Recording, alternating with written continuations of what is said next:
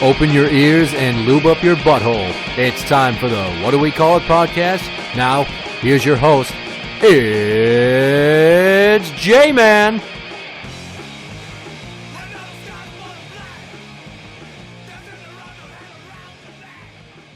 What Do We Call It podcast, episode 57. Jmann here, flying solo, and here's what I want to talk about. Overdoses. Drug culture. Why? Some shit went down recently. I'll get more into that. But it caused me to have some emotions and want to talk about this. So what we're doing here is, I've always kind of wondered, what makes a person try drugs? Like, why do you just do drugs? I get a lot of people try weed because it's very, almost like a rite of passage in our society. Like, oh, you try weed? Yeah, I tried it. Know what it's like. And then you get the government that argues it's a gateway drug. But I think anybody that's not mentally retarded knows that's not the case. Wrong. Try again, dumbass. So, hard drugs, heroin, methamphetamine, other. You know, like, why do people do that shit? And curiosity for some. You know, I knew a guy that I worked with at Menards that had only ever smoked weed.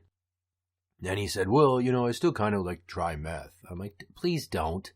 Please fucking don't. After all these years I've worked around addicts and seen how it's destroyed lives, could you maybe pump the brakes on your curiosity? That would be awesome. And then on the other side of the coin, sometimes it's just boredom, I have been told. You know, somebody close to me once said, I asked them why they tried hard drugs. And she said it was just boredom, you know. We were rich. We didn't have a lot going on. We just, out of boredom, tried drugs. I'm like, well, what do you mean tried drugs? She's like, hard drugs. I'm like, what? Well, I smoked crack. And I'm like, Jesus, really? Because I got to tell you, I've only ever met two people in my life besides her that ever said they smoked crack. And one of them was like a crackhead, like a multiple time going down that road crackhead. The other was just some dumb chick from up in Pine City that just wanted to take partying to a new level. So she tried crack. What?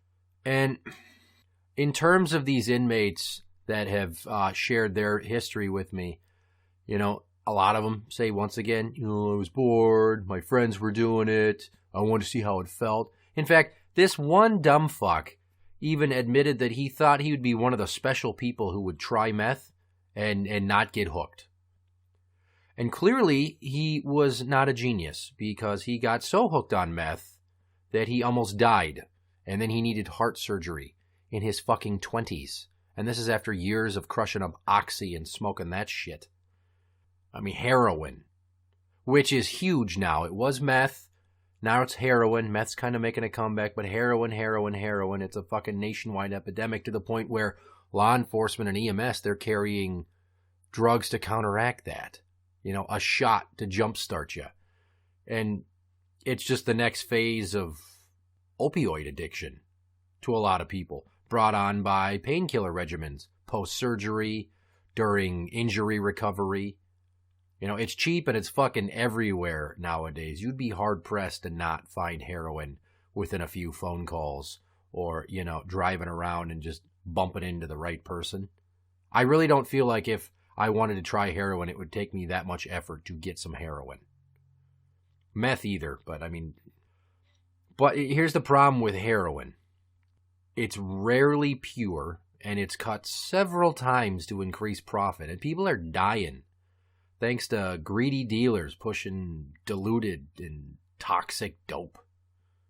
You know? Here's another one. You ever see somebody with Suboxone strips or tablets? You know, the little sublinguals that dissolve under the tongue? Do you even know what Suboxone is when I say that? All right, methadone is used to treat addicts, but the methadone program is a failure because it's supposed to wean you off, but I've met people that have been on methadone for 10 years. It's supposed to be very, very short term. Suboxone was then created to treat withdrawals from opioid addiction. So it's a prescription medication, and it combines buprenorphine and naloxone. So it's a synthetic substance created to trick your body into feeling like it's satiated. And I've heard conflicting reports from people that have been on it that it does or doesn't get you high. Methadone makes them feel high, and Suboxone necessarily doesn't. They think it tastes like shit and they hate it. Those are quotes from people that have told me to my face when I ask them, what's that like?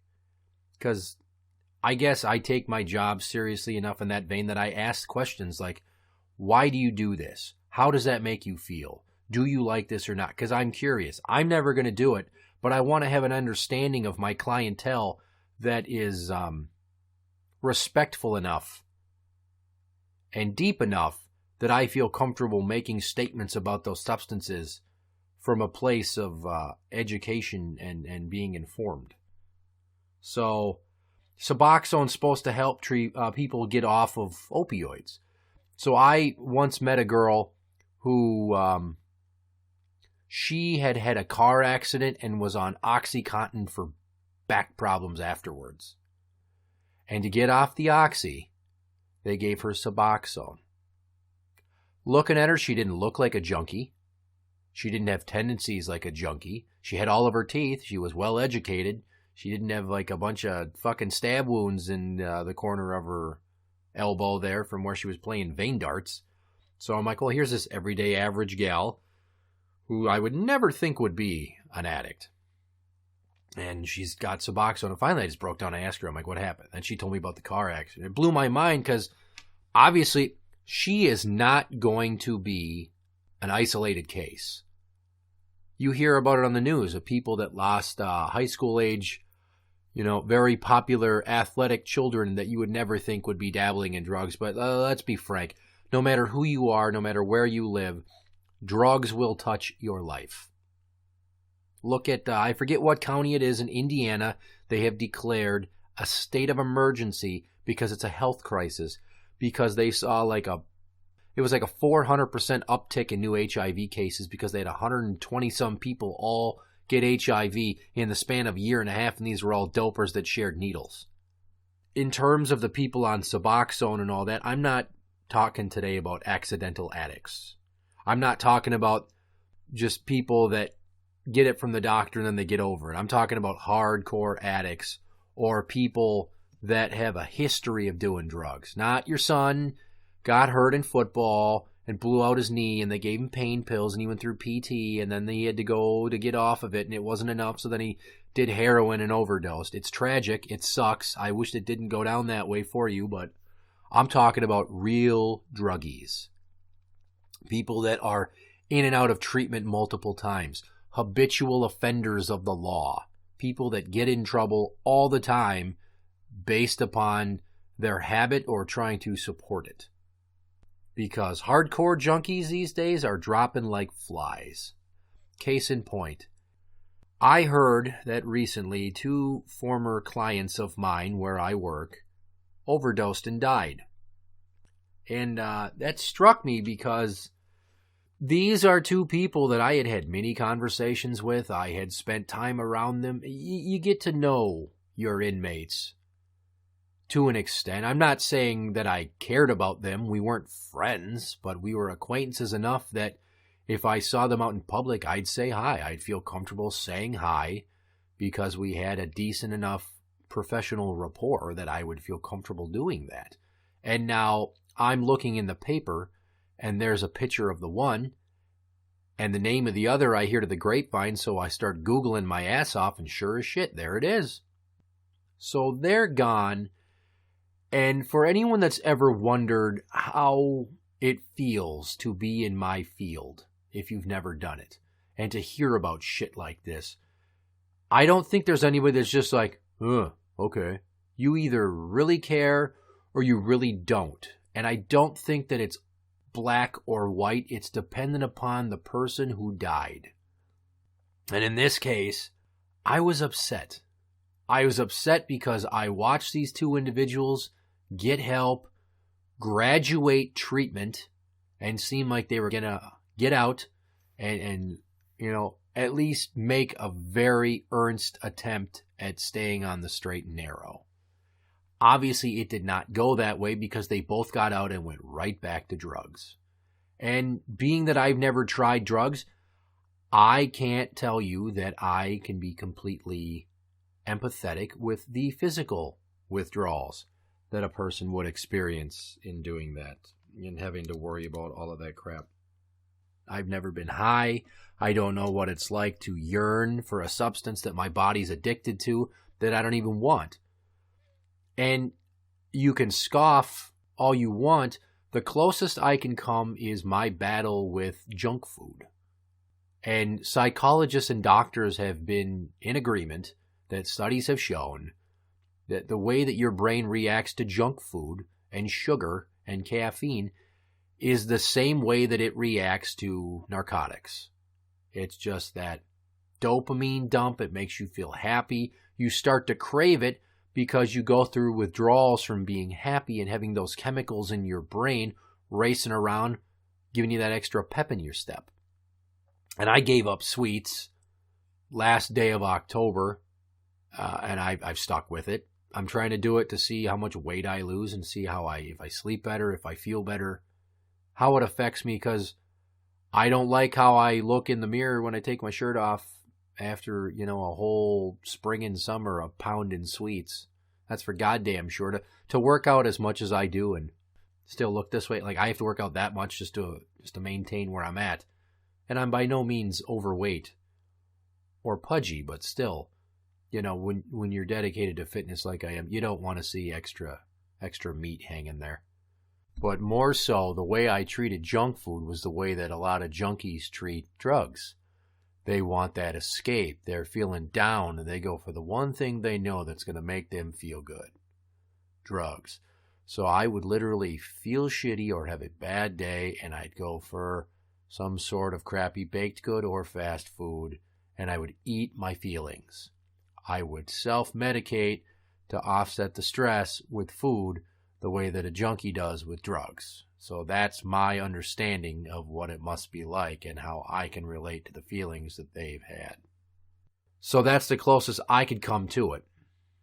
But these two individuals now, they went back to it, and here's the dangerous part of being a doper and getting out of treatment or getting out of incarceration.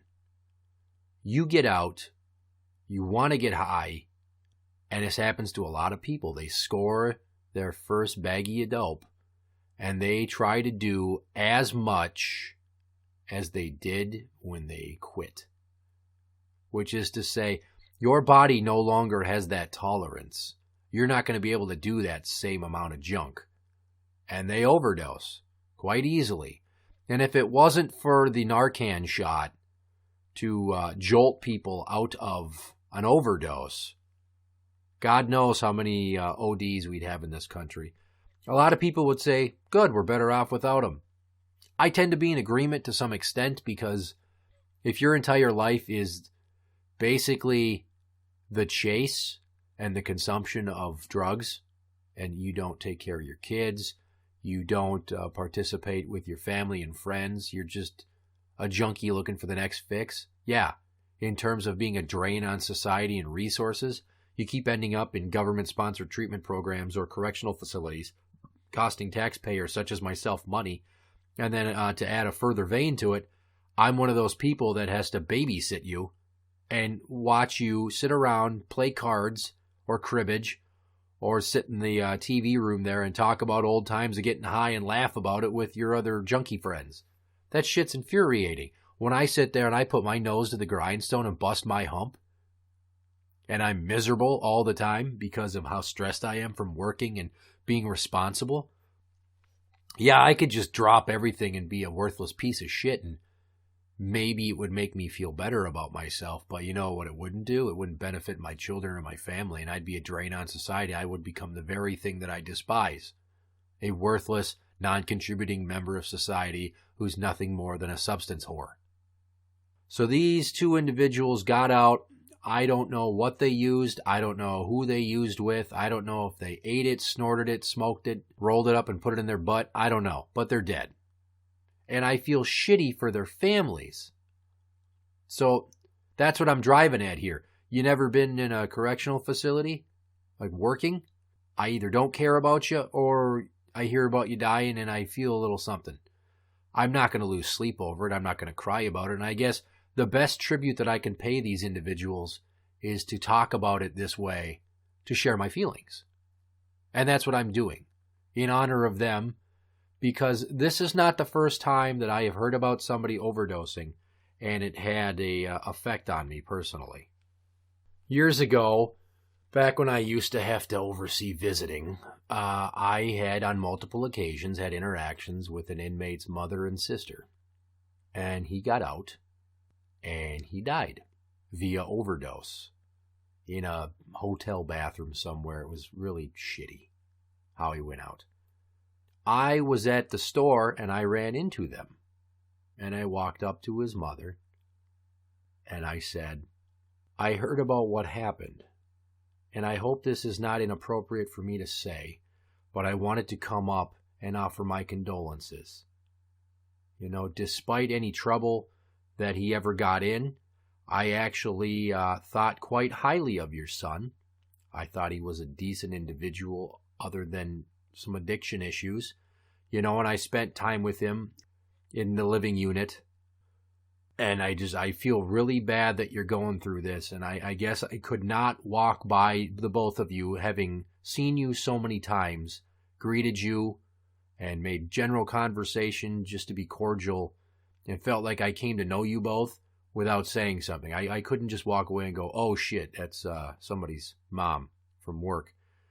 No, I had to stop being a correctional officer and be a human being in that moment, and that's what I did. And she kind of got teary-eyed and thanked me. And his sister didn't say anything because it looked like she was trying really hard to not cry. So she said, you know, I really appreciate the sentiment that you're putting forward here.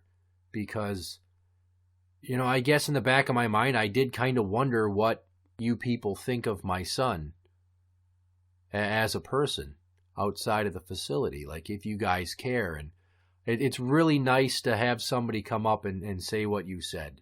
And it does actually make me feel better knowing that at least one of you has something positive to say about my son. And thank you for doing this so much. And I shook her hand because I wasn't going to like hug her, because that might have been weird. I would, if she would have put her arms out to hug me, I would have given this woman a big hug. And it might have made me cry, and I still feel emotional talking about it now, if you can't tell in my voice. Because I've only ever lost one person in my life to addiction. And it wasn't drugs, it was alcohol. And it was a friend of mine who was introduced to me by closer friends. We rolled in the same circle, is how we met. And I got to know him. And I thought he was a pretty decent dude. We shared some times. We weren't terribly close. But when I found out that he had died in a bed at a house where he went to a party and got just rock star wasted, and his friends just kind of dragged him into a bedroom and threw him in there to sleep it off without putting him in the recovery position. I'm sure people have done it. You never think, oh shit, well, don't die please.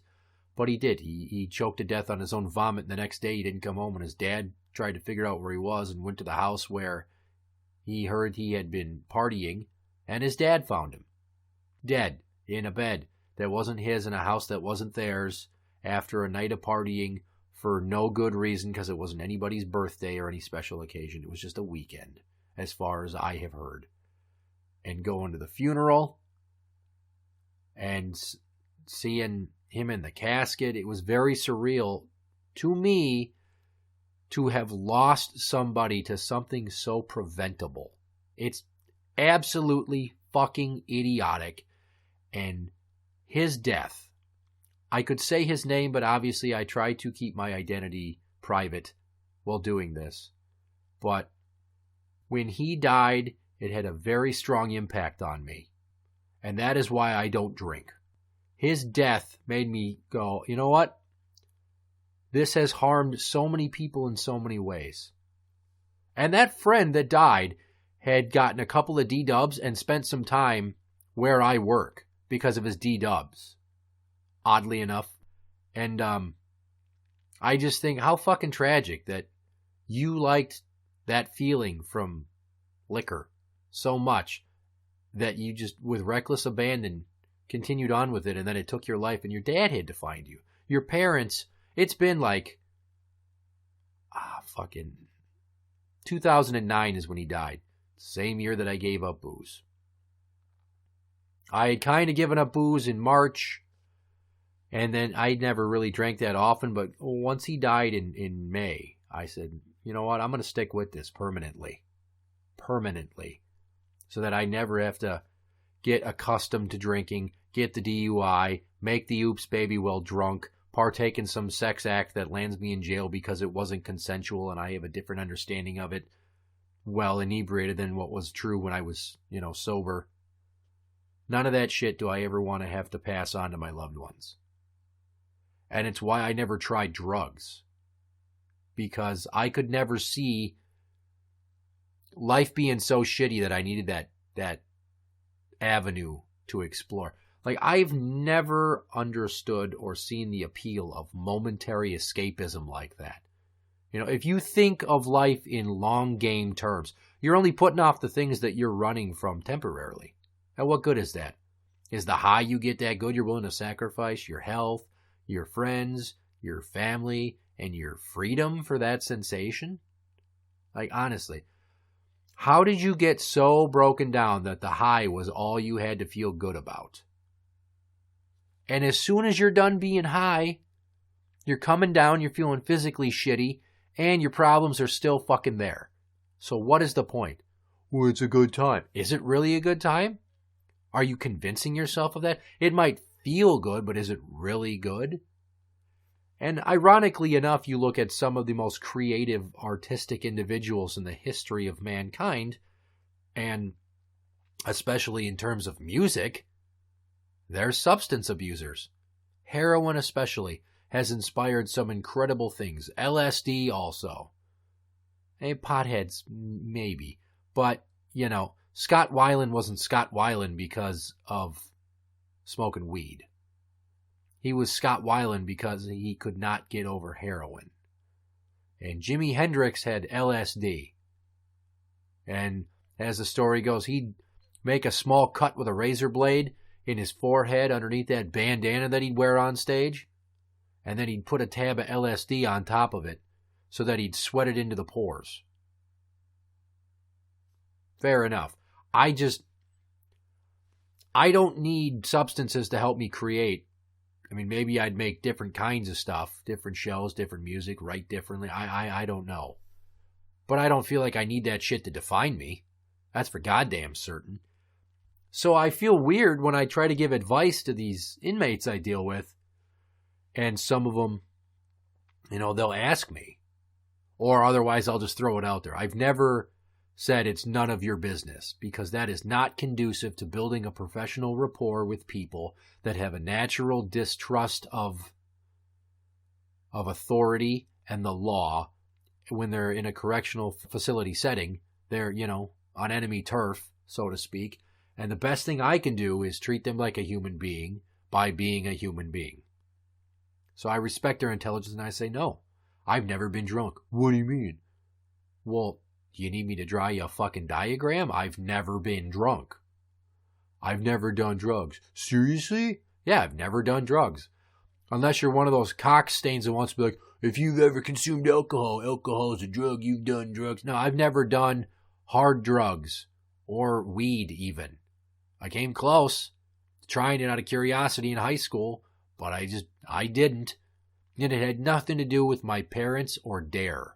It had everything to do with how it affects your lungs and your body. And I saw a lot of potheads that were just lazy and they seemed dumb to me. Are all potheads lazy and dumb? No, they are not. That is a misnomer. It is a misconception. You should let that go. Because a lot of worthwhile people may take an occasional toke. Once, twice, a day, or maybe a week, or maybe once every blue moon they have a puff, and it just makes them feel good. Because weed's a plant. You know I feel that way if you listen to the show, and if you don't, now you do. Hard drugs, I can't get on board with. I think it's fucking ridiculous. So now, a few more weeks ago, I had a conversation with a client of mine at work who has been there multiple times, and he keeps fucking up and going back to dope. I asked him, what the hell happened? I thought you were doing good. He's like, I was, but just, I don't have a lot of friends. I'm like, really? You don't? He's like, no, I don't. Like sober friends. I don't really have a lot of friends to begin with. And I guess I don't have any sober friends. And I thought, see, this is why so many of my friends avoided D-dubs the first few years I knew them, because I was sober cabbing the living shit out of the escort. Every Friday, Saturday, and Sunday, if people needed me, I was there for multiple people. Rick James especially, and another friend of ours who we lovingly refer to as Dickface, because we know too many people with the same first name, and we decided he needed a nickname, and that was it. So I thought, well, this is why this guy doesn't ever get his shit together. And he's got kids, and he feels horrible that he's a deadbeat. He's been busted by the task force and taken on warrants numerous times. He's crashed on couches at dope houses and only had a backpack full of clothes and a laptop computer to his name. And he got left behind because, task force isn't taking your shit with you no matter how minute the amount of property. And as soon as the other dopers in the house think you're gone, your shit is now their shit. So he really doesn't have anything. And he's not the first person that I've met like this. So I took it upon myself to kind of talk to him, and I discussed my lack of experience with substances. And I kind of blew his mind. And then he's like, well, I suppose that explains why I'm on this side of the desk and you're over there. And I'm like, amongst other things, yeah, that's probably a big how-to-do of why I'm where I'm at and you're here again. So I asked him, why'd you do it? Other than not having sober friends. He's like, I don't know. It was there. I didn't get away from the situations that would prevent me from going back. And that's kind of what you really got to look at here. The bigger theme of my conversation with this gentleman is, the longer you let yourself fuck up, the more commonplace fucking up becomes. So you come to accept that you are a fuck up and continue to let yourself do so. You need to just take a moment to recognize the portions of your life that you don't like, and then make a conscious decision to stop fucking up. And at that point, and only after acknowledging the problem and that you want to change it, are you going to succeed in changing. They say true change comes from within. If you want to change, you have to want to change. He sounds like he wants to change, but he's got to get away from friends. And that's the hard thing, is all your friends that you ever had also do this shit because you only hung out with people that did the drugs with you because it was socially acceptable in that circle. That's why stone sober people as myself, we tend to flock together. But it's the same for your lifestyle, your sexual orientation, your origin of ethnicity, your skin color. People like homogenous groups, people like yourself, like-minded individuals. You feel safe, you feel comfortable. And that's why he keeps doing it. And if you ever knew people that did meth, it's weird. You'll see 3 different generations of age groups. There's a lot of 20-something-year-old girls dating 40-something-year-old meth head guys because they never really had much of a father figure. And these guys have been doing it all their life, so they never grew up. So mentally, they're compatible. On an emotional and maturity level, yeah, they're apples to apples. And she needs somebody to feel protected by, and his age makes her feel more comfortable. And women his own age don't want him because he won't get his shit together, so he goes with somebody younger who has lesser ideals of what makes a good man. With this guy I was talking to about his going back to the junk, I Googled this chart that I had seen recently because my own self, I thought I need to motivate myself to change some things in my life for the better. And if you Google, "Are you happy?" chart, it is a flow chart with bubbles. At the top is a large one that says, "Are you happy?" It asks, yes. So if yes, you're happy, it draws you down to another bubble that says, keep doing whatever you're doing. You go the other route. Are you happy? No. Arrow. Do you want to be happy? No. Well, keep doing whatever you're doing. Are you happy? No. Do you want to be happy? Yes. Change something. Seems simple enough. I have it on my fridge. It reminds me that if there's something going on in my life that I don't care for, I should probably get off my ass and stop waiting for fate to fucking fix it for me. Sound advice for anybody. So I printed this chart out and I gave it to him. I also typed something out for him too. I said, the way that you keep getting better and then falling back on your old habits, you're taking 1 step forward and 2 steps back. And by continually not quitting drugs, you keep going back to drugs, and while you're doing it, you hate yourself and you don't change. You're digging your own grave, metaphorically and also physically. You try to get better, but then you don't change your friends or your habits, you fall back into old habits. So every attempt you make, going back to jail, going back to treatment, not taking it seriously, not separating yourself from all those toxic negative influences, you are taking that grave you're digging and you're filling it back in with a spoonful of dirt at a time, not a shovelful, a spoonful. You're prolonging the process, and you are the reason that you are not getting better. It's not because your friends keep offering you dope, because if you didn't come around, they'd probably get pissed and not offer you dope. They might call you and say, hey, you want to get high? I really don't. Oh, okay. You'll fall out of their contacts list. Trust me. Unless they really want to get clean, and then you take it seriously together and you make a concerted effort to better yourselves. In which case, I applaud you. I really do. If you're on drugs and you want to get better and you try to get better and you put in the work and you stay clean, that is awesome. Do not, however, fall into the trap of thinking that you need religion to be your crutch. All right? It's nice to feel the support of the love of Jesus Christ or Buddha or Allah or anybody, but Jesus is the one that gets pushed the most. I'll be very honest with you. Of all the programs that come through my facility, they're all Catholic and Christian based. It's all Jesus, Jesus, Jesus, the Holy Trinity. God loves you. And yeah, he gave up his son for you. So fucking A, get better. And, you don't need that. If it helps you feel a little bit better, fine. But don't let that be the only thing you have. Because so many people get off of this crap and all they have is religion. And they go church crazy. And it drives people fucking nuts. Myself included. It drives me up a wall. Don't do that. You have to find actual things in life that are tangible to hold on to. If you want the religion, stick with it. Cool. I'm not saying it's worthless. I don't believe in it, so to me it would be completely useless. But for you, if you do buy into that shit, think of religion in terms of getting over addiction. Religion would be the bacos on the salad of success. All right? It's not the salad itself. It's not the lettuce or tomatoes. It's the bacos. It's the shredded cheese. It's the sunflower seeds. It's the dressing. It is a garnishment and should not be the main course. The main course should be, I'm going to be a better parent. I'm going to be a better friend. I'm going to be a better son, daughter, father, mother, family relation. I'm going to get a job. Be beneficial. Find things that may seem really fucking lame and monotonous and just start doing them. It becomes regimented.